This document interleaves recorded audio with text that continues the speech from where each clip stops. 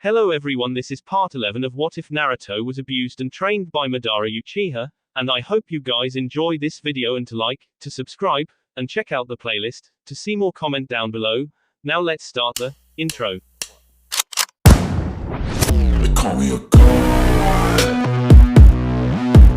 They call me a god. They call me a god. Somewhere at the outskirts of Konoha, the Warhawk of Konoha, Danzo Shimura sat comfortably on his throne. He was inside his root-hidden bases. His loyal Anbu were kneeling before him. They were presenting the old Warhawk with the latest news on the Jinchuriki of the Kyuubi. Ever since Naruto had made his appearance known by attacking Orochimaru, he had sent his loyal NE to get as much information on the Kyuubi. Is this truly accurate? Danzo asked in a monotone voice. Yes, Danzo-sama, one of the men kneeling replied. Danzo frowned. The report was not what he was expecting. Naruto had become far stronger than he had anticipated. It would make things difficult for him to make the boy one of his agents. Looking at the report from Naruto's battle in Kiri, Danzo could not help but deepen his frown. If everything was indeed true, then the blonde would become difficult to control. He would only become a threat to his plans. He could not allow that. Get me Koharu and Homura, he ordered. Without a word, the root agents were gone. Danzo smiled inwardly. Now was the time to begin plotting. Kiri. Heroes are born and are men who have done good deeds for their homes. They live to protect people they call their precious. It is highly unlikely for one to become hero for another country in the shinobi world. Every man fights for himself and every village for its own interest. Only a few kind people are willing to fight for another village even if it is not their jobs to do so. Those people fall in the category of real heroes. Good deeds are done, but often not many are done because one does them willingly or so because it is in their nature to do good things. Many in the shinobi world simply do good things because it is their job. Without doing good things they don't get paid, thus can't afford a living. Many ninjas, men and women alike, strive to become heroes. Not every weak and ordinary man can become a hero. But a strong and courageous man becomes a hero. So, many train hard, punishing their bodies so that they can be strong enough to be heroes for their villages. Heroes are admired at their homes for the good deeds that they do. Often some shinobi train for power simply to protect what is precious to them. That road also leads to one being a hero to those that one is precious to. Children and aspiring ninjas take heroes as their role models, shinobis to surpass. But to simply do good deeds for the fame is not a mark of a hero.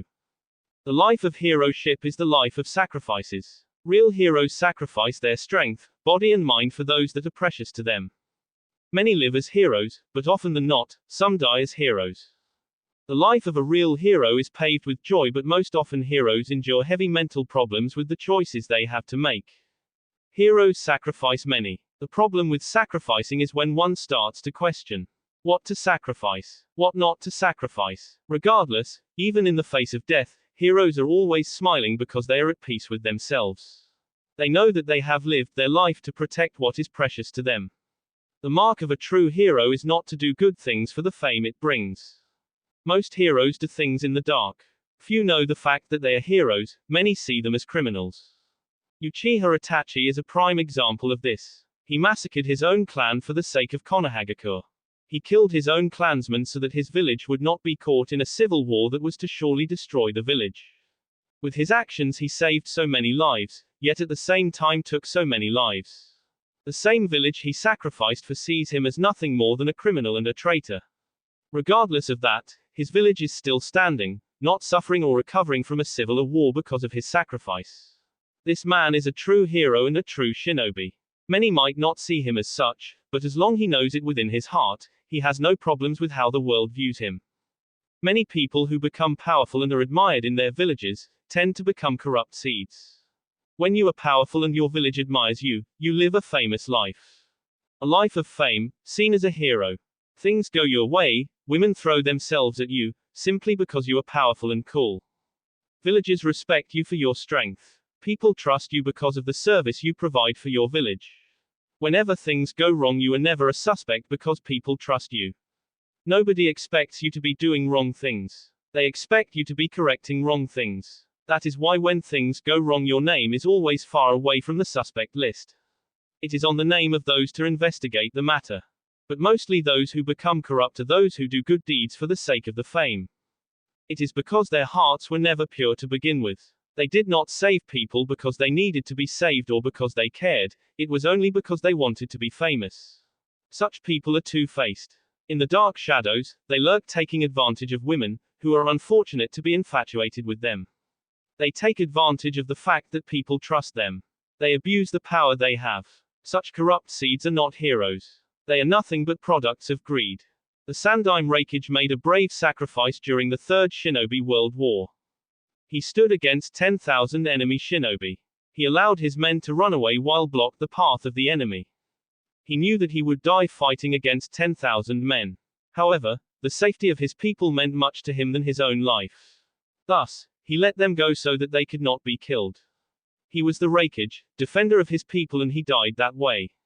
He fought for 3 days straight against 10,000 shinobi, all with the purpose of seeing his people survive. And indeed they did survive, but at the cost of his own life. His men viewed him as a true leader, a hero for his noble sacrifice. In Naruto's case, the concept of being hailed as a hero is no value to him. Even if it were the many that considered him a hero, it would still mean nothing to him. What is of priority to him and would make him smile is seeing through his journey. He could never smile or feel pleased with himself if people hailed him as a hero when his journey had yet to reach its destination. Naruto did not care about fame, what he cared for was his priorities. Perhaps the reason he cared less for fame was that did not care for other people's affections. What were other people's affections good for him? Nothing. They did not make him smile. He was past the days when he strived for people's affections. Perhaps the only affections that had more or less value before his eyes were the affections of those he considered friends. Other than that, he did not care. The village hidden in mist, one of the 5 great shinobi nations, was in a celebratory mood.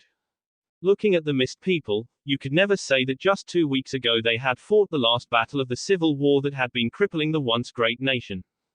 The civilians and shinobi alike had become one ever since the final battle, the victory over Yagura and his mine. They were happy and rejoicing because their village was finally free from the shackles of Yagura and his evil, blood-filled reign. They were now free to live within their village in peace. Truly, everyone was in good spirit after the civil war had settled. Of course, they have not forgotten those who died during the years of the war. Those who died were still remembered for their sacrifices. They had played their part in freeing the village from the tyrant Yagura. Living in happiness was one way they could honor their sacrifices. The village might be in good spirits, but they were still rebuilding. It had been just 2 weeks since the war ended. The day that followed the day of victory, the rebels marched back to their village and started to gather usable materials for rebuilding. Young and old, everyone was taking part in the rebuilding process of the village. The civil war had left the village in the brink of collapsing. The financial situation was not favorable and Kiri had lost all of its allies because of the civil war. Rebuilding the village would be difficult because of the situation. Nevertheless, everyone was more than happy to do their share of duty in ensuring that the village was rebuilt. They had to rebuild their homes, and all the facilities that would be needed. Shinobis used the jutsus at over time to ensure that the process of rebuilding going at a fast pace. Mei Terumi was installed as the Godime Mizukage. She was their leader during the civil. She was the true choice to become the Mizukage. Her men had no problems with the fact that she was a woman. Woman or not, they accepted her as she was because they knew she was a good leader and the strongest amongst them. No one was more suitable for the mantle of Mizukage than her. Despite everything else, some of those civilians and shinobi who supported Yagura's reign were not very well pleased with Mei's appointment. They could do nothing about it though. Even some of Yagura's loyalists who were still alive could not do anything. Some had tried but were quickly dealt with. Others, who were tired of the constant bloodshed, accepted the change. It was the best option. There was a time that one reached in life when you become tired of fighting meaningless battles. Yagura had fought and lost, that fact had to be accepted. A new Mizukage was in place, a new one who did not follow Yagura's ideals. Mei had been persuading the remaining of Yagura's men who were still alive. She did not want any more fighting internally in the village.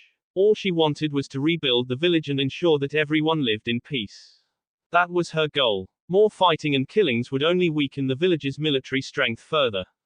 They had lost enough shinobi already, it was best that they not lose anyone any further. Not even one. Of course, none of this would have been happening if it were not for Naruto. Kiri had gone on to hail him as their savior, hero of Kiri. Few have gone as to hand him the title of God for the strength he displayed during the final battle. He had showed them strength that they had never seen before. Because of him, Kiri had been freed. He basically won the war by himself. A feat that was astonishing to say the least. Nevertheless, calling him a god was taking the praises too far. Even Naruto himself knew he was nowhere near to be considered a god of shinobi. He still had many years to improve. To say that Naruto was thrilled by the affection the rebels were giving him would be outright lying. To say that Naruto was grinning like a madman because the people were practically kissing his feet would be like saying Tsunade allowed Jiraiya to give her a massage. If anything was to be said, it was that Naruto was annoyed. He had no interest in people giving him thanks for saving them. He could never even get some peace because someone would always find him and annoy him. He did not care for the attention and recognition they were giving him. All he wanted was to be left alone so he could plan his next move. True, he have saved them, that did not mean they had to thank him each time they saw him. Mei had questioned Naruto about his reasons for saving the rebels. She wanted to know if the only reason he had joined the rebels was because he wanted to test his strength. The only answer Mei got from Naruto was a nod. Testing his strength had been his main objective of joining the rebels. True, what Yagura was doing was wrong, but that did not concern Naruto. It was not his business, thus he cared less for what was going on. The only difference with the issue was that Yagura was a Jinchuriki. Mei had reminded Naruto that he had also said he wanted to end Yagura because he was making Jinchuriki and Uchiha look bad. Naruto did not deny that being another reason for killing Yagura. He had been once a Jinchuriki and his mother was a Jinchuriki. They were Jinchurikis of the Kyuubi and yet none of them turned out to be crazed bloodthirsty monsters. His mother was kind and gentle despite having being a container of a biju of mass hatred. He was also alive and did not go around killing people simply because he felt like it. He placed his mother as a front of Jinchurikis. She was a symbol of how Jinchuriki should turn out to be. Anything less than that was unacceptable. Yagura was making Jinchuriki look bad, he was giving people a reason to call Jinchuriki monsters. Jinchuriki already endure many hardships because of the beasts they contain. They may hold monsters, demons, as people call tailed beasts, but that did not make them monsters. What Yagura was doing was making Jinchuriki look bad, he was insulting his mother's memory. That was unacceptable before his eyes. Gaara had been an exemption because he was just a lost child that needed guidance. There had also been a rumor spreading around that a Sharingan was manipulating Yagura. That being said, it made Uchihas look as bloodthirsty murderers because whatever action Yagura took was because an Uchiha was controlling him. Therefore, it was Uchiha's fault that Yagura was spilling blood. Naruto did not want such a rumor to be associated with the Uchiha. Itachi had massacred him to avoid something as bad. If he had not done what he did, the clan would be remembered as the once great clan that attempted a coup d'etat. Naruto wanted the Uchiha to have an image of a great, prideful and powerful clan. Yagura might have been a victim of the Sharingan, but that did not change the fact that his name was dragging the name of Uchiha down.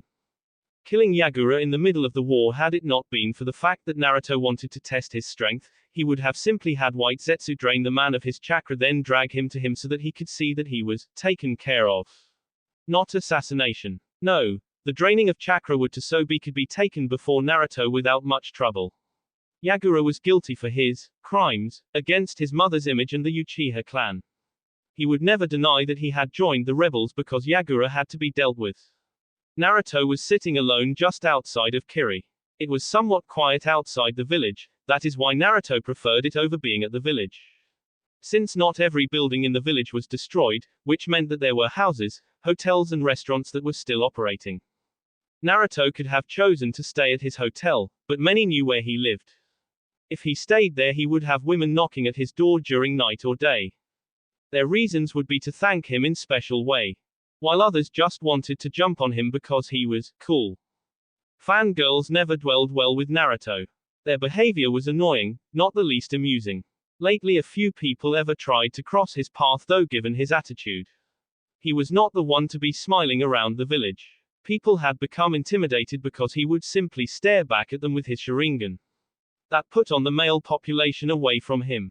Unfortunately, that did not seem to work on the female generation. To them his attitude only made him cool. Naruto was pleased with his own strength and what he could do. With years, it would increase and he would surpass all the legends in the shinobi world. Perhaps the one he would not be able to surpass would be the Sage of Six Paths, since he had no plans to collecting all the Biju and seal them within himself. However, with the Rinnegan and the Eternal Mangekyo Sharingan, he could attain a piece of the Sage's power. That was enough for him. He doubted that anyone in this age or generation would even come close to reaching the strength level Madara had. The current shinobi were a nuisance in regards to strength when compared to Hashirama and Madara. Perhaps even the Sandaime Reikage, the man did fight the Gyuki alone to a draw and suffering only one injury. He had an ultimate defense that no one could bypass, even the Gyuki's Bayumuda could not. However, Naruto doubted that the Sandaime's shield would stand against the Kyuubi's Bayumuda.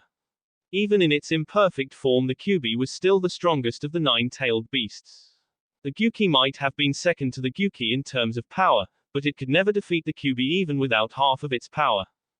Naruto looked from beside him to see Zetsu right beside him. I thought you might have been interested in keeping the Sanbi for yourself, Zetsu said, looking at Naruto. This was the first time they were speaking after the final battle. Zetsu had never appeared before Naruto. No, I have no interest in the three tails. But, with the death of its Jinchuriki, it will take no less than 5 years for it to reform. With that much time, Akatsuki's plans will be put on hold till it reforms, Zetsu concluded, seeing now the reason Naruto did not extract the Sanbi from Yagura before he died. Yes, they have to seal the Bijus in order. Without the three tails, they won't be able to move on to the four tails. Zetsu nodded. What do you plan on doing with them? Are you going to hunt every member down? No, Naruto replied, shaking his head. You will continue watching their movements and report when they make a move for Shukaku and the two tails. You are going to allow them to take the Jinchurikis. No, I will intercept them before they do, since you will be tracking their movements. If I can just stand in the way of them catching a single Biju, Obito will be forced to take me seriously, since I have no doubt his arrogance has yet to see me as a threat, Naruto replied impassively. No doubt when he sees you as a threat he will come to you himself or send Nagato after you. He will come to me, all right. Fight me. No, he wouldn't do that if Nagato is still alive. The likely choice will be that he will send Nagato after me. Again, Zetsu nodded and smiled. Well, things are going to be surely interesting from now on, he said. They will, but mostly it will also be annoying, Naruto admitted. Since he was going back to Konoha, he would have to deal with the council and other things that he would rather not deal with. I have something interesting you may want to know, Zetsu stated, making Naruto look at him. Jiraiya's spy network is really effective. He already knows that you are here and is on his way, Zetsu revealed. Jiraiya's spy network was indeed effective. He had more information in the Akatsuki than any other village and was able to find Naruto's location before anyone else could. Kiri had cut itself from the rest of the world, thus it was very difficult to get information from the village. Now it was a little easy since the civil war was over. Naruto was sure that people were now starting to whisper his name around the corners of the world. Is he coming alone? Naruto asked. He was not surprised that the Sannin had decided to pay him a visit. Jiraiya would never miss the chance to chat with him. No, he is coming with Sasuke and Kakashi, Zetsu replied. Sasuke. Has he completed his training? Zetsu nodded. I guess I will see how little Sasuke has grown, Naruto said, not sounding like he was interested in what he was saying. What have Danzo and the elders been planning for me? They are planning to put you and Sasuke under the Clan Restoration Act. And some other things, Zetsu replied. He had no doubt Naruto would outright refuse to be placed under the act. Naruto's face took an amused expression. No doubt so that we can breed more Sharingans for the village, he said. But you do have to look for someone if you are going to restore the clan, Zetsu commented. Even if Naruto would refuse to put placed under the CRA, he still had to find a woman or women to help him restore the Uchiha clan. With Sasuke also there, they would restore the clan faster than it would have been if it were only one person. I am aware of that, Zetsu, Naruto said. He was aware of the fact that he had to find himself a woman to help him restore the Uchiha clan. Soon he would take care of Nagato and Obito, by that he had to have already laid the foundations of restoring the Uchiha clan. It was bothersome for him. Have you begun looking for suitable candidates? Zetsu asked. He was truly interested in the subject. Naruto never talked about it, not ever. I was not looking for any candidate, Naruto replied with a shrug. Have you located Orochimaru? He asked, changing the subject. Zetsu sighed. Yes, he is in the Stone Country. It appears that you did some damage to his body. Good. We will head there after Jiraiya arrives, Naruto replied. Zetsu nodded. I will be going back to the hideout. It will take a few days for Jiraiya to arrive here. I will return within a week, maybe before he arrives, Zetsu stated and sunk to the ground. Naruto did not even respond when Zetsu spoke. Naruto stayed still after Zetsu had left. There was Sasuke, and then he would have to deal with Orochimaru. This time Orochimaru would not make it out alive. He wanted to have the Kyuubi complete sooner rather than later. He had assured the Biju that he would get his other half back. He would ensure that he got it back for the Biju to be complete again. It would also make him feel better. He did like perfection. That night, Naruto lay in his bed, eyes closed. He did not have much to do before he could go after Orochimaru. Relaxing for now until Jiraiya arrived would be best he could do. It would be amusing though, if Jiraiya were to try to force him back to Konoha. There was no doubt the Sannin would bring up the subject of going back to Konoha. Naruto was not interested in going to Konoha now. He wanted to set a few things straight before going back to the village. A knock on the door snapped him out of his thoughts. He knew exactly who was at the door. It's open, he said. The door opened before being closed by Yugao. Naruto looked at the older woman with a ghostly raised brow. He had noticed that after the battle with Yagura, she had grown even more uncomfortable with just being alone with him. Despite her obvious uncomfort, she still went straight to his bed and sat on it. Naruto spoke first. You are a very good censor, he said. It had not been long since he returned and she had already found him. She was always seems to find him wherever he goes. What makes you say that? Is it not true? Naruto replied with a question of his own. Yugao nodded. It was true, she was one of the best senses in the Anbu. She could not rival the Aburame and Inuzuka, but she was one of the best. You seem to rather like my company, Naruto stated. Yugao kept quiet, wondering where he was going with his words. Tell me, Yugao, are interested in me? He asked bluntly with an impassive look on his face. Yugao felt her heart beat a bit faster than normal. She could not believe that he would ask such a question so bluntly. She knew he was straightforward, but for him to ask her that kind of question was unimaginable.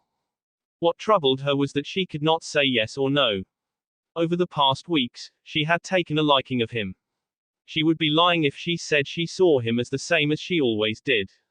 He had grown considerably well, and was also handsome. It was also obvious that Mei had also taken a liking towards him. A fact that did not please her.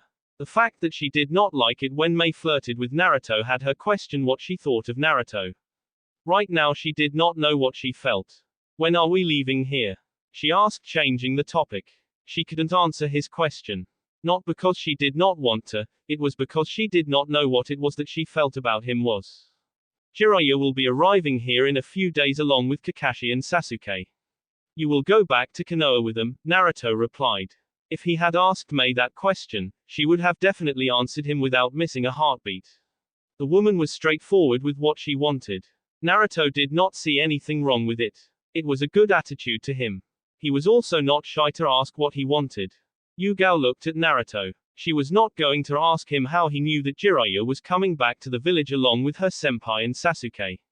If anything, Naruto was resourceful and seemed to know about everything. You are staying here? She asked. No, Naruto replied. I have some other things that I have to attend to before returning to Konoha.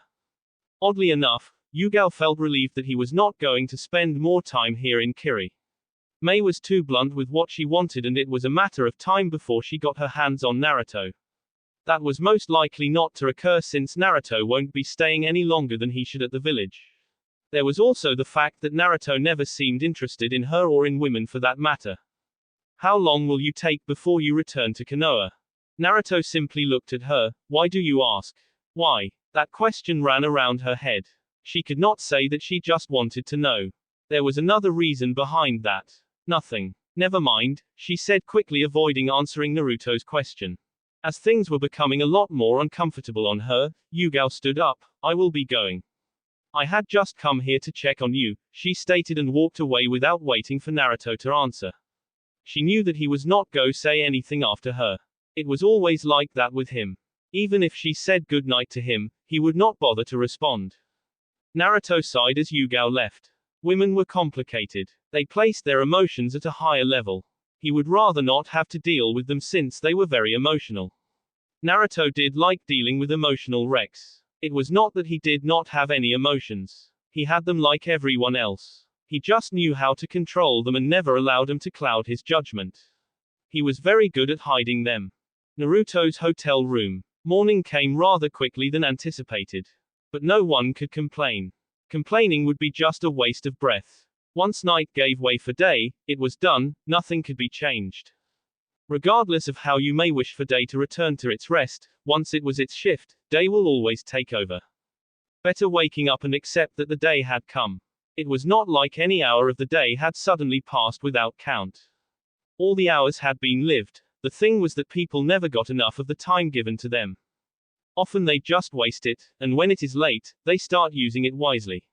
Once a person starts to do things like that, he or she will always complain about not having enough time. Everyone has the same time as everyone. The difference is how we use our time.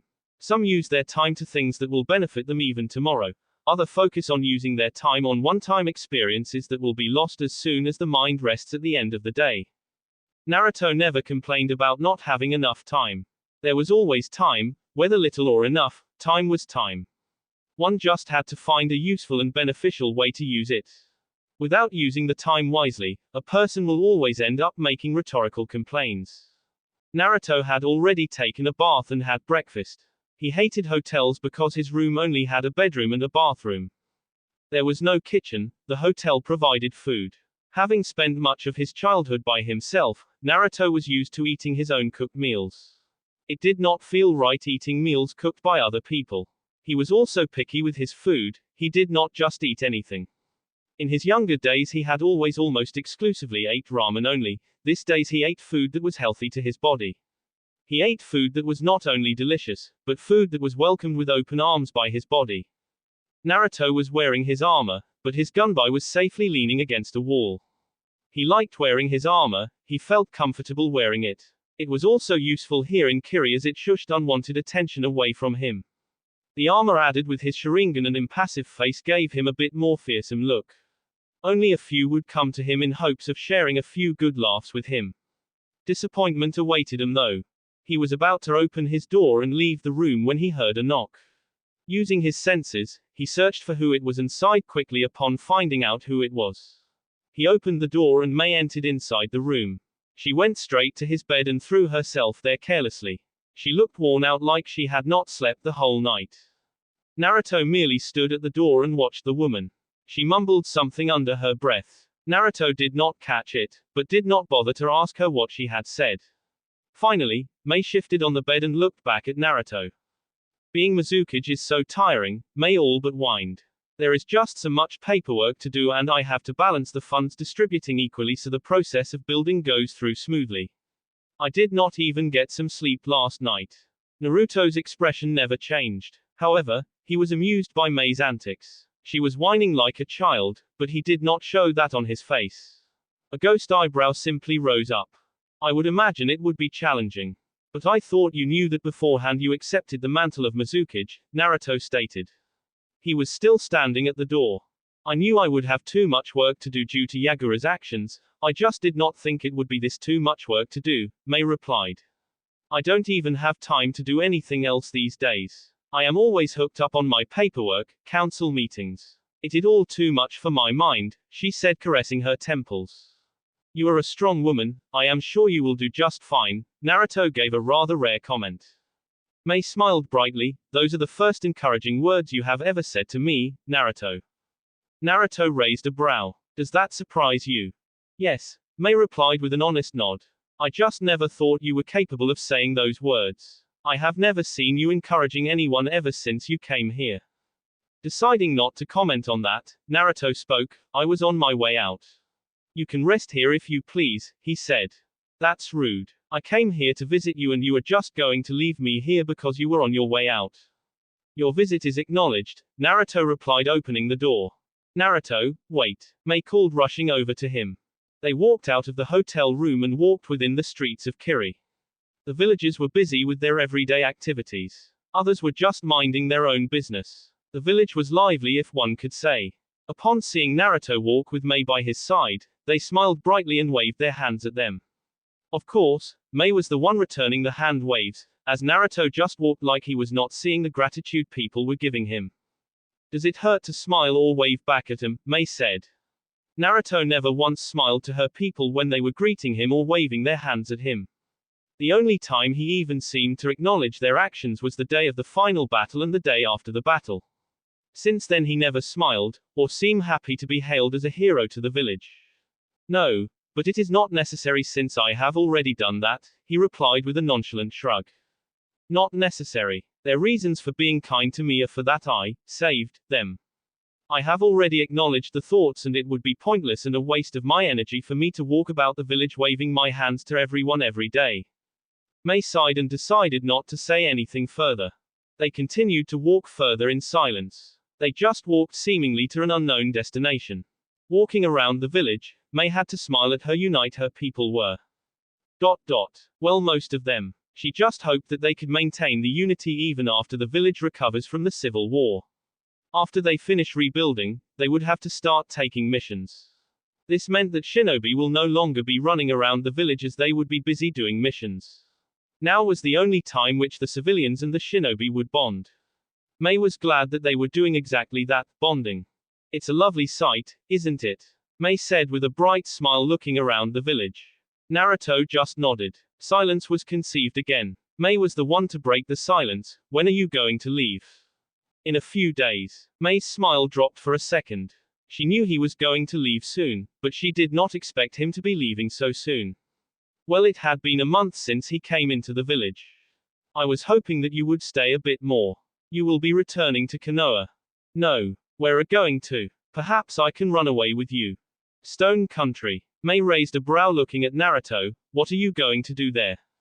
I'm going to take care of some business, Naruto replied without giving info on what he was going to do at the Stone Country. Mei decided to nod, getting that Naruto was not going to tell her anything. The two walked in silence again. They walked towards the training grounds, west side of the now rebuilt Mizukage Tower. The training ground was vacant. Just what Naruto wanted. He was not going to use the ground for training. He wanted to sit down and relax away from the noisy village. Mei sat down beside him on a small rock under a tree. You like this place, why? It's quiet and peaceful, Naruto replied, looking at Mei for a second. If I had not known that before the final battle I would have been shocked by those words. The way you fought was not like of someone who enjoyed quietness and peace. Are you saying that I should look for quietness and peace in the middle of a battlefield? Naruto asked. Like usual, the question seemed to be rhetorical as he never waited for an answer from Mei. The battlefield offers me an opportunity to dance a little and an environment like this gives me the chance to be in peace. Dance, Mei thought. So you enjoy the thrill of a battle, she said, earning a nod from Naruto. Can I ask you something? Naruto just looked her. Mei took that as a yes. Have you ever thought of trying to find peace in the elemental nations? No, Naruto replied. It was true. He had never thought of trying to find and bring peace in the elemental nations. Perhaps the thought of peace might have crossed his mind once. Surely he had shrugged it off. Why? Peace is not the reason for my existence. Therefore, I choose not to bother about it. Not everyone is not born for a certain goal. When I was born no one gave me a goal to be Mizukage or to save my village from the blood purge, Mei stated. But because we have feelings and care for our home we do things that we never thought we would. Look at me, I was forced to become a leader of the rebels going against the leader of our village. It was not a reason for my existence, but I chose to do it for my survival, for the survival of people I care about. She almost sounded like a priest when she spoke. Your reasons for saving your village and becoming its leader are that you care and for your survival. That is understandable. I would have done the same. Mei was now surprised, really. Naruto did not bother to respond to her question. Then what about peace? What about it? Why won't you try to bring it to the shinobi world? He certainly had the power to change things. His power was astounding, and yet with all that power he chooses to do nothing. Mei could not understand that. Tell me, what would be your reason to bring peace to the elemental nations? Naruto asked, looking straight at Mei's eyes with an intensive stare. The stare unnerved her. Because I do not like what the elemental nation has become. I want a world where everyone is free. I want a world where things like what happened here in Kiri don't happen again. Another reason would be that I care about the world. Naruto continued staring at her. Mei stared back without flinching after answering his question. How noble of you, he said. It sounded sarcastic, but Mei could never really tell. She was not sure if Naruto even knew the meaning of sarcasm. So why do you not bother to think about peace? Because I do not think like you. I do not care what happens to the world. I'm not saying I do not see how corrupt it has become. It is just not of consequence to me. I do not fear evil, or the corrupt. I can always remove them at any time I choose if they become bothersome to my cause, Naruto replied. Mei looked at Naruto and sighed. You know, so many people wish they had the power you have. Not for evil but for good intentions. Yet, you have the power but you choose to do nothing. Nothing more was said. Naruto knew that Madara wanted peace in his own unique way. That was the main objective of the Moon of the Eye plan. The problem with it was that Madara wanted to take people's free will doing it. He wanted to take away people's reality and put them in an illusion. When he was still little, he had believed that Madara just wanted to rule the world. Naruto could see the flaw in the plan, taking people's free will. Perhaps if Madara had instructed him to continue with the plan at his younger days, he would have agreed to do it. But now, he did not know if he could. Taking people's free will was not something he found himself capable of doing. Naruto had also concluded that the reason Madara had even thought of the plan was because of his god complex. Before casting the infinite genjutsu, he would have to become the most power being, Jinchuriki of the 10 tails. With all that power, Madara had thought of casting the genjutsu as he would be superior to everyone. 2 days later. There is always a journey, a path which one has to take simply because we exist. Our existence and the impact of it is valued by the kind of life we live and the choices we make. One cannot be a great person if he does not make the choices that are to be made by a great person. Careless mistakes can lead a man to failure, humiliating failure for that matter. We make our own paths and choices. But often in the shinobi world, some people are not born with that luxury to make their own choices. Some people are born and restricted to follow certain principle. Without following the laws and principle, they are exposed to shame and dishonor. Some people are born to, fate, become what they are chosen to become, whether they like it or not. Often there are always strings making us do things or influencing our choices. Some are seen, some are not. For Naruto, you could not say it was fate that brought him to the position he currently stood.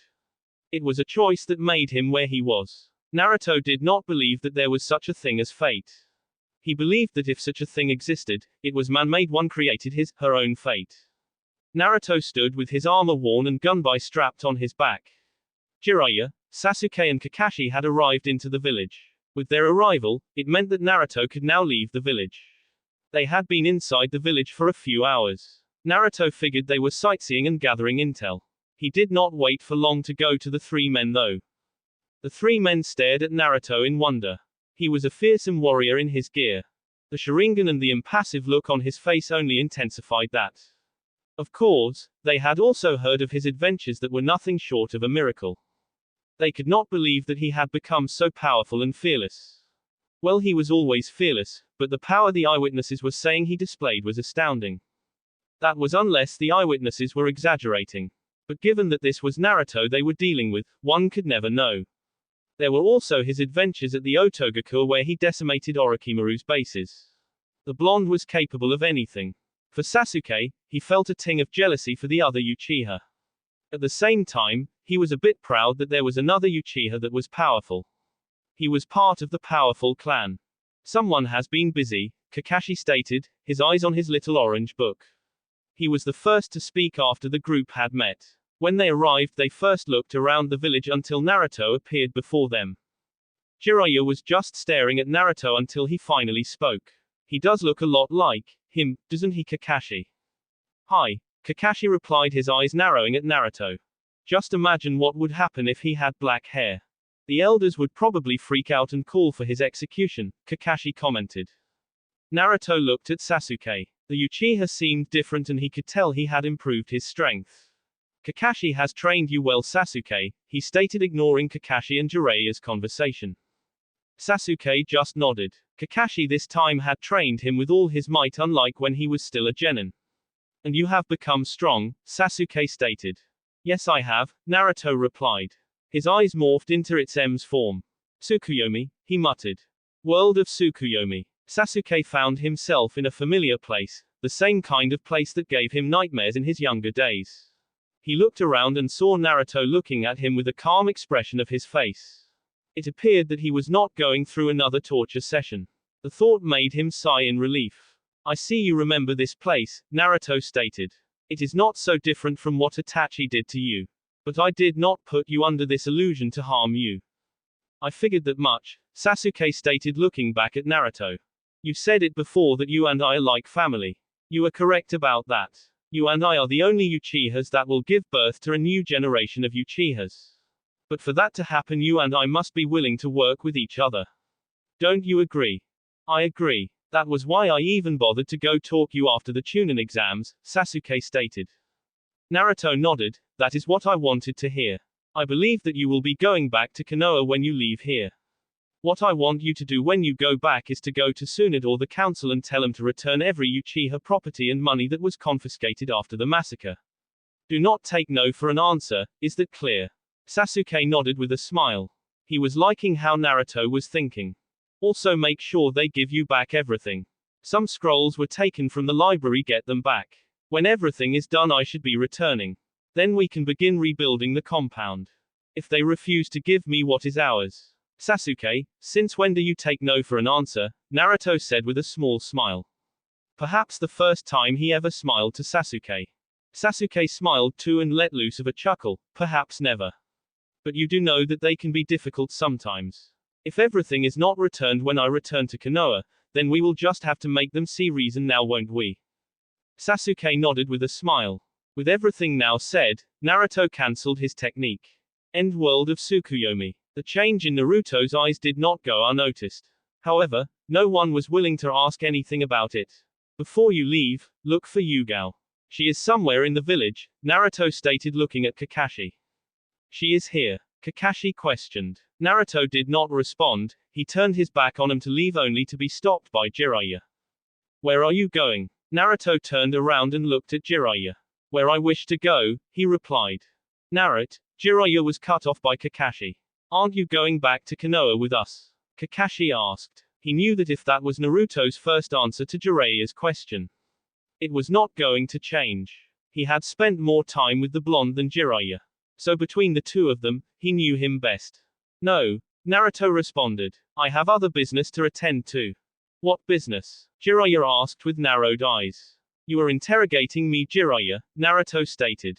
I don't like that. Jiraiya snorted. Listen here, Gaki, Hyman the elders gave me an order to make you return to Konoha. The fact that I still wear the leaf headband should be enough to make understand that I'm still one of you. As for your orders, I don't care about them. You can always tell them that you failed. Jiraiya was about to yell something when Yugao appeared before the group. She smiled brightly upon seeing her senpai. She went on to hug him. Kakashi returned the hug with a smile. What are you doing here? Kakashi asked. Long story, senpai, Yugao replied. Jiraiya looked at Yugao for a moment. Azuki Yugao, you have been missing from Konoha for about a month now, he stated. Tsunade had given him a task to look for her and her squad, which had been out on a mission but never returned. What he was able to find were bodies of her comrades, nothing about her. Yes, that is true. I will explain about that later, she replied. I assume that you are trying to make him return to Konoha, she said, earning a nod. Don't bother, he won't budge. What? I am a Sannin, I will take him by force if I have to, Jiraiya stated confidently. With all due respect, Jiraiya-sama. The fact that you are a Sannin means nothing to him. He does not care if you are a Sannin or not. Believe me. Again, with all due respect, Jiraiya-sama, I don't think even you can force him to return to Konoha. Yugao said in her Anbu mode voice, trying to emphasize her point to the Sannin. Jiraiya mumbled something and looked away. How do you know that? A question came. I saw him fight during the Civil War, she said, not bothering to go into details as to what occurred during the final battle. I have also spent about a month with him, so I know no one can make him do what he does not want. You have also spent much time with him during his genin days, you should know that. Yugao stated, looking at Kakashi.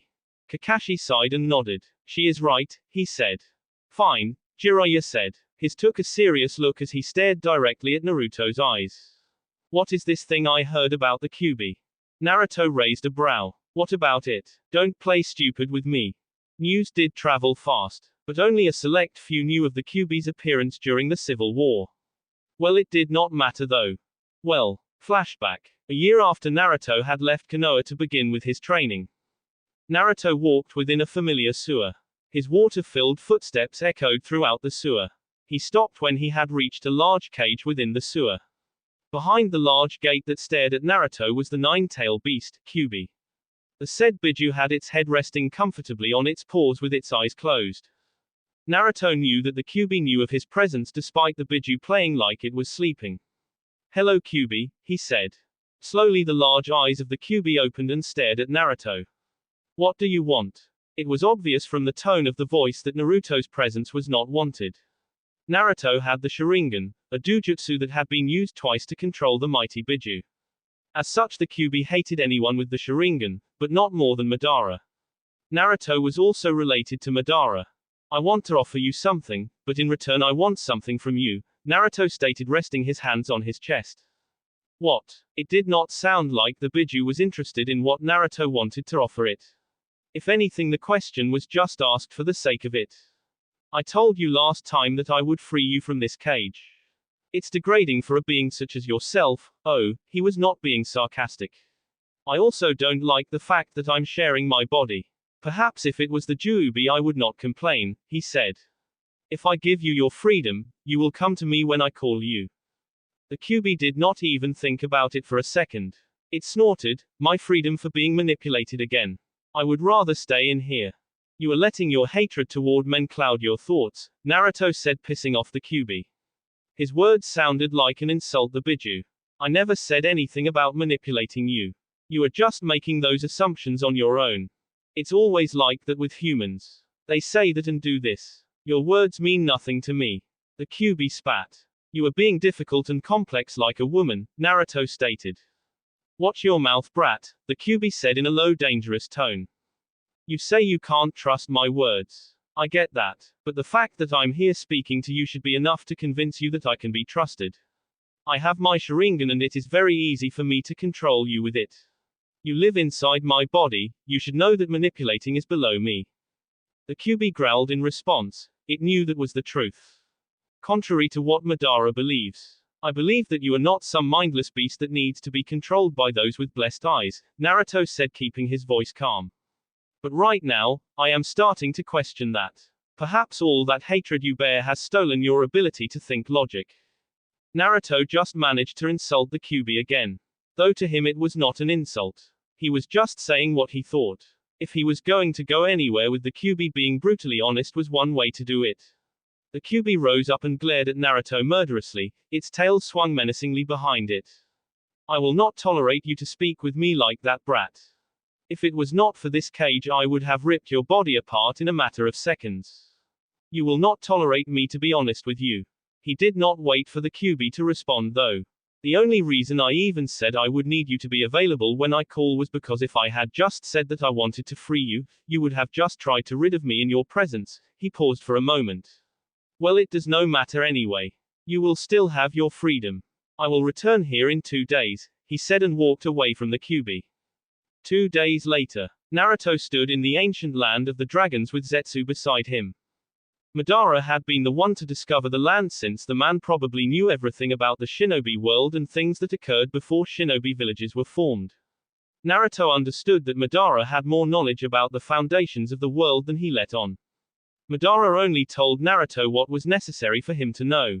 But after spending so much time at the hideout, Naruto did some researches of his own. Madara did not see this land, but he knew it existed. Perhaps it had been his busy schedule that took most of his time, therefore not giving him the time to visit the land.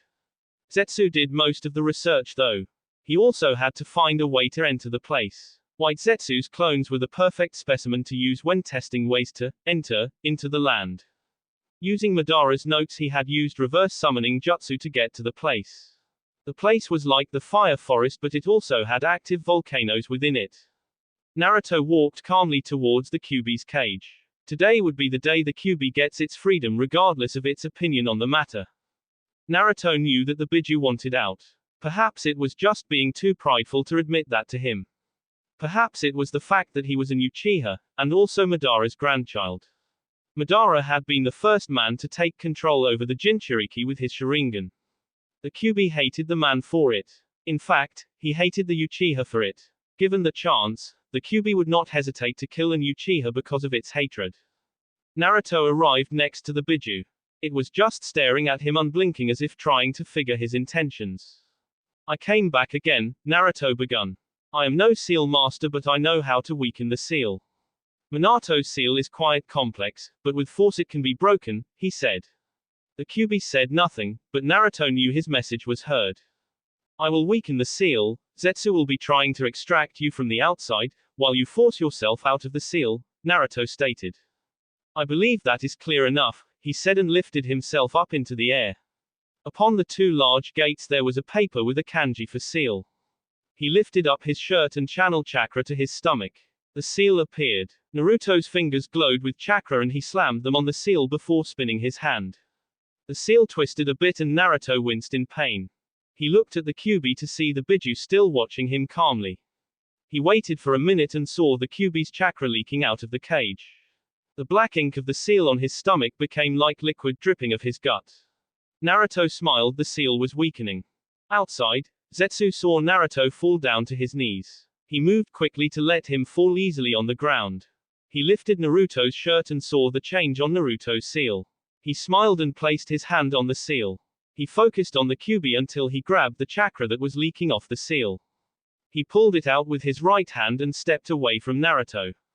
His right hand had palm open with the Kyuubi's chakra extracted from the seal kissing the palm. His left hand formed a single hand seal as he began to pull out the Kyuubi. Had Naruto not took some time to study the seal Minato had used, he would have never found a way to weaken it. But now he had found it. Still he could feel the pain his body was experiencing because of the Kyuubi's chakra being pulled out by Zetsu. It would only get worse when he tears the paper with a kanji for seal on it. Sighing, Naruto placed his hand on the seal and began to rip it off. Just then a hand grabbed him, stopping the process. He was pushed away from the seal.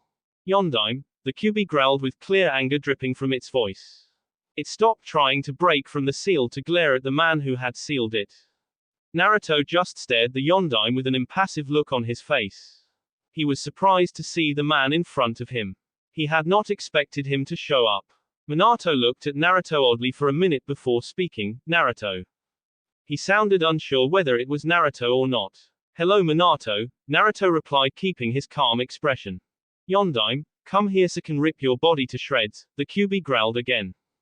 Minato looked back at the Kyuubi for a moment before looking at Naruto again. He had winced when Naruto called him by his name. Looking at his son's face, he could not tell what his son was thinking seeing him. He sighed. He did not have much time to dwell on anything. Naruto, why are you trying to break the seal? He asked. It does not concern you, Naruto replied.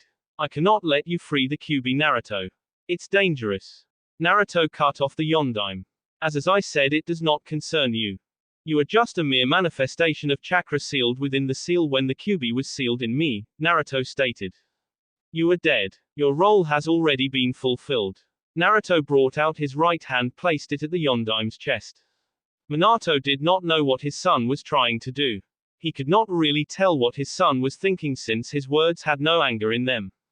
Disappear Minato, Naruto said, releasing a wave of chakra through his hand that was placed on Minato's chest, making the chakra spirit of the Yondaime disappear into thin air. Naruto went back to the Kyuubi's gate and ripped off the seal. He looked back at the Kyuubi. Leave some chakra behind to compensate for your absence. If you don't do that, it might prove nasty for me. Naruto stated, leaving the cage. He stopped and narrowed his eyes at the Kyuubi. When you are free, my body will be severely weakened. I will be unable to do anything, and if you try anything funny, I will make you regret it, he threatened dangerously and walked away. The Kyuubi snorted at the threat and went back to focusing on trying to break free. The seal formula stretched out around Naruto's body, lifting him into the air. He was letting out a pained scream as Zetsu continued to pull out the Kyuubi from the seal. As Zetsu continued to pull the Kyuubi, Naruto's skin became pale. The process lasted for more than an hour as Zetsu did not have much chakra to forcibly pull out the Kyuubi at once. When the Kyuubi was extracted, it appeared in all its glory. Its chakra was still visible as it had yet to fully adjust and absorb all the chakra that had been left in the atmosphere due to the extraction. It narrowed its eyes at a pale-looking Naruto. He looked like he was going to die at any moment. Thoughts began to sneak into its head as it thought of finishing the blonde while he was down. But then again, Naruto had freed it from the seal and had not even manipulated it with his Sharingan. It could roam around breathing fresh air. Damn, it missed seeing the world. Zetsu walked towards Naruto and picked him up hurriedly before disappearing from the Kyuubi's view. White Zetsu separated from Black Zetsu. Black Zetsu took over Naruto's body because he knew if he did not do that, Naruto's life would be at risk. His Uzumaki genes and the secrets to his body gave him a chance to live, but even with the chance of survival, anything could happen. As soon as Black Zetsu possessed Naruto's body, it felt the Kyuubi's chakra rushing around Naruto's chakra pathways. The Kyuubi must have left some of its chakra behind, he thought. A few days later, Zetsu had left Naruto's body after seeing that his heartbeat had become stable just a day before. And now Naruto was already up. He had not fully recovered, but he was all right. The chakra the Kyuubi had left inside his body had mixed with his own, giving him a higher chance to survive. As soon as he was able to mold his chakra again, Naruto reverse summoned himself to Dragoland, the place where the Kyuubi was extracted. Naruto found the Kyuubi resting like it always did while it was still sealed in him. How does it feel to be free? Naruto asked. Good, the Kyuubi replied shortly. Good, Naruto said. So do you trust me? No, the Kyuubi replied without missing a heartbeat. Naruto did not even look dejected by the Kyuubi's response. His face just remained, as it was, impassive. He had more or less expected the Kyuubi to give him that reply. But I can still work with you. Let me it clear. I will not become your pet and I will not do anything I do not like. That is fine with me, Naruto replied. Flashback end. Jiraiya did not need to know all that. That was between him and the Kyuubi. That does not concern you, Naruto said and disappeared without telling him anything. You know, when I said to stop trying to force him back to Konoha, I had left the part that someone should go with him, Yugao stated after Naruto had disappeared. I don't think he would have agreed even with that, Sasuke said. Yeah, Kakashi said. You did say that he would not do anything he did not want, Jiraiya pointed out. True. If I had offered to go with him, I doubt he would have refused. He needs someone to be his side. Kakashi raised a brow. Is Yugao-chan worried about Naruto? He teased. Yugao blushed slightly. If you saw him at the Civil War, you would be worried. He is reckless and I fear he might be in trouble because of that. He does not even think when he charges against his opponents. But I think that was because he was a little excited about fighting, she finished with a thought. Yugao-san, you did hint that Naruto was stronger than Jiraiya-sama. So I doubt anything will happen to him. Sasuke stated. Sasuke is right. Come on guys, let's go back home, Jiraiya said. He was disappointed that Naruto did not even stay to chat with them for more than an hour. He only spoke for a few minutes and left. A few minutes later, Naruto was walking calmly on his way out of the Mist Village. Orochimaru was next on his agenda. He wanted to deal with the snake before going back to Konoha. Zetsu would meet him while he is still on his way. He stopped suddenly when he felt a familiar presence behind him. I'm so hurt that you were leaving without even saying goodbye, a voice of Mei spoke from behind him. I had to hear from my men that you were leaving, she said, walking closer to Naruto. Naruto managed to smile as he turned around to face the woman. I did not think my departure would hurt you, he said, sounding a bit amused. Mei walked closer to Naruto and stood an inch away from him. You were leaving without me giving you a goodbye kiss. It seems that way, Naruto stated. When will you return? I have no plans in returning here, Naruto replied, looking straight at the woman's eyes. Mei leaned closer to Naruto and stared at his eyes. Their lips were just a breath away from making contact. It seemed like eternity as Mei stared into Naruto's eyes. Mei closed her eyes and moved her lips towards Naruto's. They made contact. Mei was afraid that Naruto would not kiss her back. She felt relieved when Naruto got hold of her warm and soft lips for a moment before pushing her back. Naruto smiled at Mei. Mei had never seen a smile like that from him before. It brought warmth to her heart. Goodbye Godai Mizukage, he said and disappeared into the mist. That will be it for this video. If you want more, comment down below, like, subscribe. And see you guys later.